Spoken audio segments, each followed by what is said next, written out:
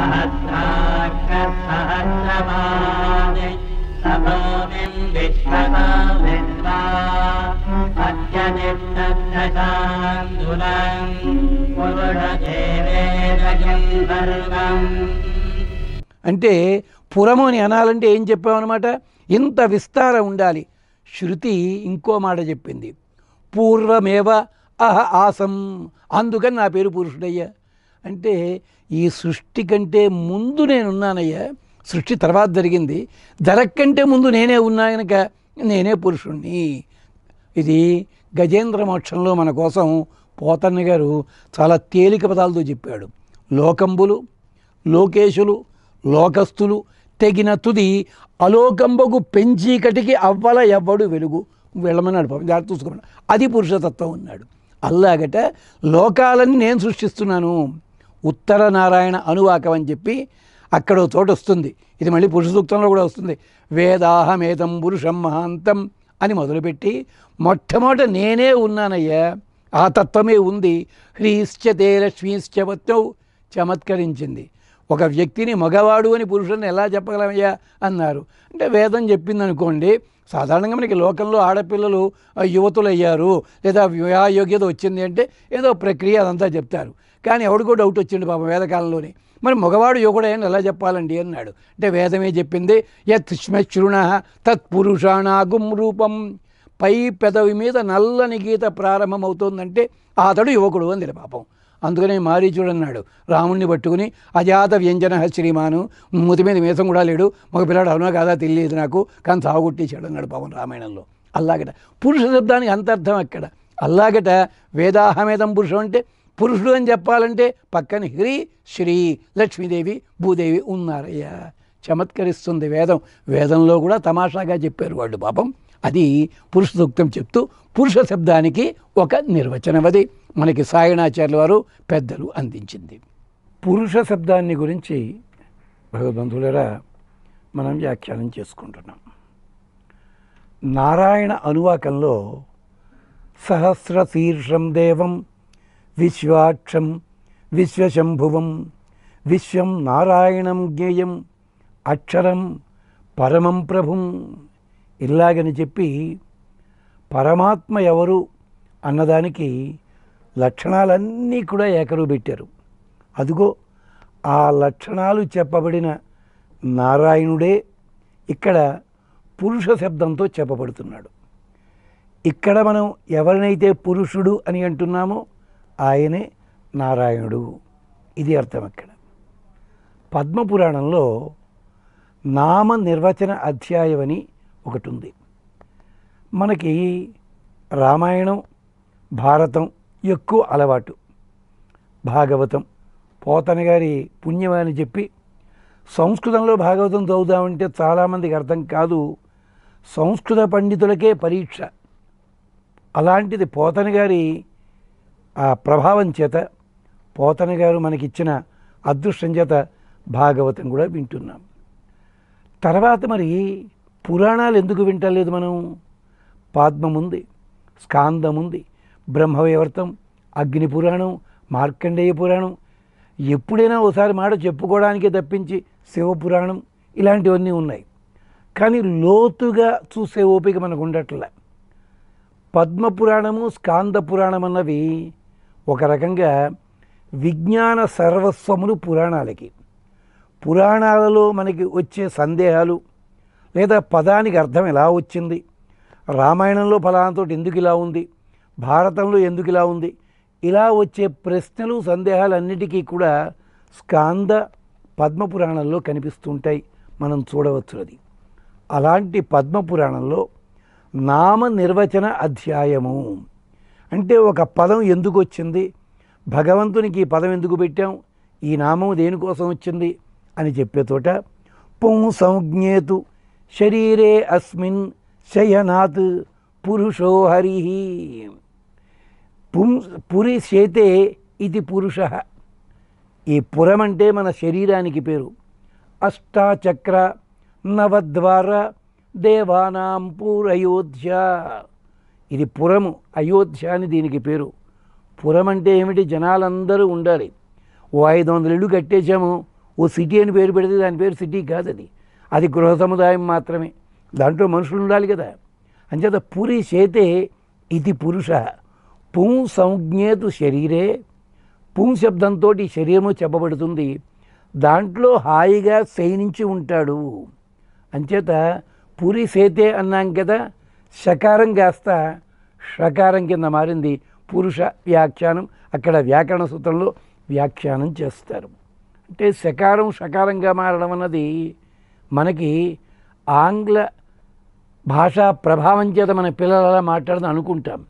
మనకి తెలియకుండానే వేదంలో ఉంది. అక్కడ కొన్ని సూత్రాల కారణం చేత షకారం కింద మారింది. ఇక్కడ స్టైల్ అని చెప్పి షకారం పలుకుతున్నారు, అది వేరే సంగతి. పురే శరీరే అస్మిన్ ఆస్తే సపురుషో హరి. ఇంకో చోట కూడా ఇదే మాట చెప్పాడు.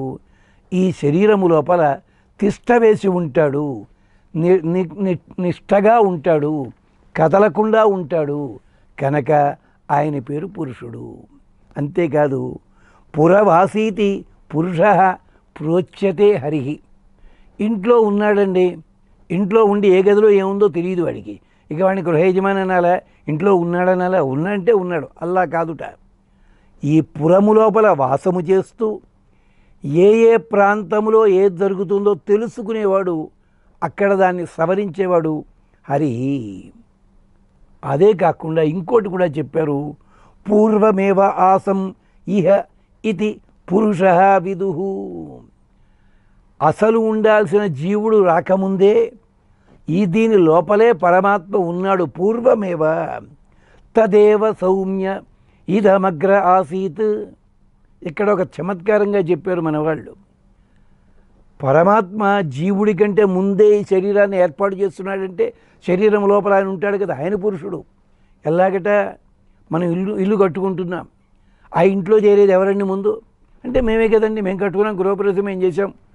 గృహప్రవేశం నువ్వు చేసిన మాట నిజమే. ఈ గృహప్రవేశం చేయడానికి ఆ ఇల్లు కట్టి గదులన్నీ ఏర్పాటు చేసి ఏది వంటిల్లు ఏది ఫలానా చెప్పాలంటే నీకంటే ముందు ఆ లోపలే ఇంటి లోపల తిరిగేవాడు ఎవడు? ఆ ఇల్లు కట్టేవాడు కదా, తాపి మేస్త్రి కదా, రంగులేసేవాడు కదా. అంటే ఏమిటి? ఇల్లు నీదే, నువ్వే ఉంటున్నా అన్నావు, నేనే గృహప్రవేశం చేశానంటున్నావు, కానీ నీకంటే ముందు ఆయన. అలాగే భగవంతుడు కూడా ఈ శరీరము లోపల ఇంతకు ముందే ఉన్నాడు. పురుషనోతి దదాతి ఇది పురుష. పురుషుడు అంటే కొంచెం అడిగితే కొండలంతా ఇచ్చేవాడు. ఏది అడిగినా సరే అపరిమితంగా దానము చేసేవాడు, ఇచ్చేవాడు గనక పురుషుడు. బహుదానాద్వై విష్ణు పురుష ఉచ్యతే. రకరకాల దానములతోటి మనందరినీ ఆనందపెడతాడు గనక ఆయన పేరు పురుషుడు. అన్నమాచార్యుల వారు కీర్తనలు అంటారు, కన్నులిచ్చు కాళ్ళిచ్చు అని మొదలుపెట్టి ఏమి వలసిన నిచ్చు, నువ్వేదడుగు ఆయన ఇస్తాడయ్యా భగవంతుడు, నువ్వెందుకు గమనించటం లేదు అనగానే ఒక కొంటె ప్రశ్న, ఏమండి అలాంటి వాడు బలిచక్ర దగ్గరికి వచ్చాడు కానీ దానం చేయడానికి, దానం పుచ్చుకోవడానికి, మరి బలిచక్రకి ఏంటి అండి పాతాళలోకం ఇచ్చాడు అంటే తక్కువనే? చాలామంది తెలియక పాతాళాన్ని తొక్కేశాడు పెద్ద మనిషి అంటారు. కాదు, పాతాళలోకానికి అధిపతి ఎవరూ లేరు. స్వర్గలోకాధిపతి ఇంద్రుడున్నాడు. ఇంద్ర పదవితో సమానమైంది పాతాళలోకంలో కూడా ఉంది పదవి. ఈ పదవికి ఎవడూ వెళ్ళటం లేదు. అంచేత ఆ పాతాళానికి ఆ కల్పాంతం వరకు ఆ ఇంద్ర పదవి లాంటి పదవి లోపల బలిచక్రవర్తే ఉంటాడు. దీనికి ఉదాహరణ ఏమిటంటే, ప్రధానమైన పట్టణాల్లో ఉద్యోగం చేయండి అంటే ప్రతివాడు రెడీనే, కానీ వాళ్ళ సంస్థ ఏదో పల్లెటూరులో ఉందనుకోండి, ఆ పల్లెటూరుకి ఎవడు వెళ్ళడు. అంచేత ఇప్పుడు ఏం చేస్తారు, నువ్వే కనుక మా సంస్థ తరఫుని ఆ పల్లెటూరులో పనిచేసినట్టయితే నీకు ప్రత్యేక అలవెన్సులు ఇస్తాము, లేదా ఉండేందుకు వసతి కల్పిస్తాము, ఏదో వాహనాన్ని ఇస్తాం అంటే స్పెషల్ అలవెన్సులు ఇవన్నీ కూడా అప్పుడు పెడతాడు కదా. అలాగే ఇక్కడ పాతాళలోకంలో ఉన్నటువంటి బలిచక్రవర్తి ఇంద్ర పదవికి ప్రత్యేకంగా ఇచ్చినటో తెలుసునా? శ్రీ మహావిష్ణువు శ్రీమన్నారాయణుడు చతుర్భుజుడయ్యి పంచాయుధాలతోటి లక్ష్మీ అమ్మవారితో కలిసి అనంత గరుడ విశ్వక్సేనాలతో కలిసి పరివారంతో గుమ్మం దగ్గర కాపలా కాస్తాడు పాతాళం దగ్గర ఈ కల్పాంతం అయ్యే వరకును. అది బలిచక్రవర్తికి ఇచ్చాడు. ఇది పురుష అంటే నువ్వు ఏదడుగు నీ దగ్గర ఒకటి తీసుకున్నాడు అంటే 1000 రెట్లుగా తిరిగి ఇస్తాడు ఆయన. దీనికి 100 ఉదాహరణలు ఉన్నాయి. ఒకటో రెండో చెప్పుకుందాం. లక్ష్మణస్వామికి యువరాజ పట్టాభిషేకం చేస్తా అన్నాడు రామచంద్రస్వామి. దేనికోసం? 14 ఏళ్ల పాటు నా వెనకాల పడి తిరిగాడు, కనీసం పదవినా ఇద్దామని. మన వాళ్ళంతా అంతే కదా, కార్యకర్తలకి ఏదో ఫలానా కనుక ఇవి ఇద్దాం అంటారే, అలాగనమాట. లక్ష్మణస్వామి ఒప్పుకోలే. అది వేరే కారణం. ఎందుకని? రాముడికి ఎప్పుడూ సేవ చేయాలి, మళ్ళీ పట్టాభిషేకం చేసుకుని యువరాజ పట్టాభిషేకం అన్నట్టయితే సేవ చేయడానికి ఉండదు. కానీ భరతుడికి ఇచ్చాడు. అయ్యిందా? భరతుడికి ఇచ్చాడు, లక్ష్మణస్వామికి బాగానే ఉంది. మరి శత్రుఘ్నునికి ఏమి ఇచ్చాడండి? శత్రుఘ్ని మొట్టమొదటిసారి పట్టాభిషేకం ఏమిటి? భరతుడికి లేదు పట్టాభిషేకం, లక్ష్మణస్వామికి లేదు. లవణాసుర వధ చేసిన తరువాత ఆ మధురా నగరానికి పట్టాభిషేకం చేశాడు. ఇది స్వామి చేసే పని. ఏమి వలసిన నిచ్చు కొంచెం అడిగితే కొండలంత వరములు గుప్పెడువాడు. కృష్ణ నాకు సహాయం చెయ్యి అన్నాడు అర్జునుడు. నీకు సహాయం ఏమిటయ్యా? రథంలో కూర్చుంటాను, గుర్రాలు తోలుతా కదా అన్నాడు. 18 రోజుల పాటు రథాన్ని తోలి అర్జునుడి మీదకి వచ్చే భయంకరమైన బాణప్రయోగం జరుగుతుంటే అస్త్రశస్త్రములన్నిటినీ కూడా ఆ శక్తిని ఉపసంహరించాడు ఆయన, దగ్గరెట్టే పెట్టుకున్నాడు. అది విశేషం అన్నమాట.